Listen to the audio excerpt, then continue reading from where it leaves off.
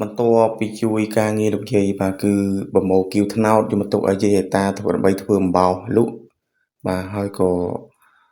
រៀងអស់កម្លាំងតិចក៏អង្គុយក្រោមដើមស្តៅនៃផ្ទះយាយហ្នឹងបងប្អូនហើយនេះ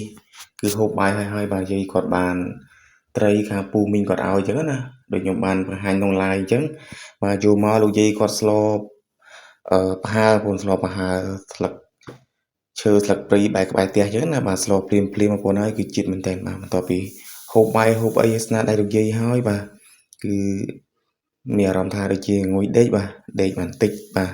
ប៉ុន្តែដេកនេះយើងមិនមែនដេកឲ្យលក់ទេបាទពូគីមកភ្នំពេញវិញហើយ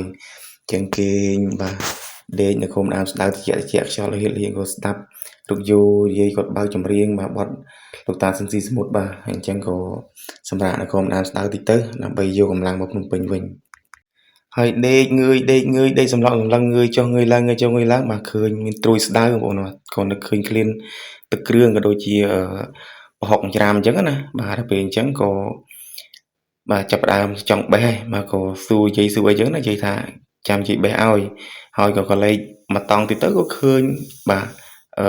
ដើមក្រូចបាទក្រូចនេះគឺក្រូចឆ្មាបាទនៅមុខខ្ញុំនេះគឺក្រូចសើចទេបាទខ្ញុំសម្លឹងងើយឃើញក្រូច4ផ្លែបងប្អូនបាទ4ផ្លែបេះបានតែ3ទេបាទនៅចុងវីដេអូបងប្អូននឹងបានទស្សនាបាទក្រូច3ផ្លែហ្នឹងបាទគឺល្អមែនទែនបងប្អូនដោយសារក្រូចយើងដាំផ្ទាល់ដៃអញ្ចឹងណាគឺក្រូចស្រែបាទធម្មជាតិ 100% អញ្ចឹងណាបាទហើយគឺស្ដៅក៏ធម្មជាតិបាទហើយដើមដូងដើមក្រូចដើមអីនេះគឺធម្មជាតិបាទហើយមិញភ្លេចប្រាប់បងប្អូនបាទដើមព្រីងបាទដើមព្រីងនេះគឺធំមែនទែនហើយទៅដល់ខែផ្លែហ្នឹងអូផ្លែហូបមួយកណាត់ភូមិបងប្អូនហើយគឺអ្នកមកពីរោងចក្រអីអ៊ំពូមីងអីមកពីរោងចក្របងប្អូននេះតែងតែបេះបងនៅជាប់ខ្នល់ហ៎តែងតែបេះហើយបាទមានទាំងដើមបត្រាទៀតបងប្អូនបត្រាក៏ផ្លែគាត់បានដែរបត្រាបាទហើយរសជាតិផ្អែមឆ្ងាញ់ទេបត្រាហ្នឹងបាទយាយគាត់ហូបបាទតាមដឹងទៅគាត់ហូបគាត់មានដាំគាត់បានបត្រាគេមកគាត់ហូបគាត់គប់ទៅគៀនលបងគាត់ដុសបាទដុសទៅមិននឹកស្មានថាផ្លែវាហុចផលឲ្យបានអញ្ចឹងបាទហើយឆ្ងាញ់ផ្អែមទៀតណាបត្រាហ្នឹងបងឥឡូវចាប់ផ្ដើមមកនេះឃើញទេបាទខ្ញុំចាប់ផ្ដើមដើរប្រមូលផ្លែក្រូចហើយបាទពូយាយក៏ប្រមូលផលគាត់លក់បាទបានលុយគាត់ទិញត្រីទិញ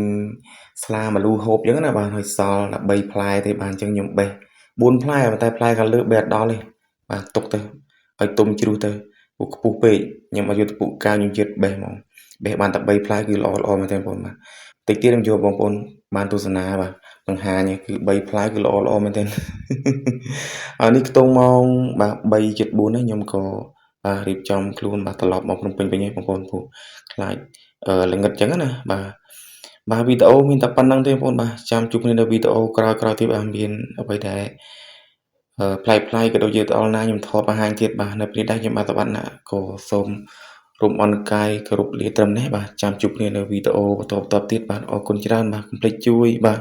ចុច Subscribe ខ្ញុំម្នាក់មួយផងអរគុណច្រើនជម្រាបលាបងប្អូនបាយបាយ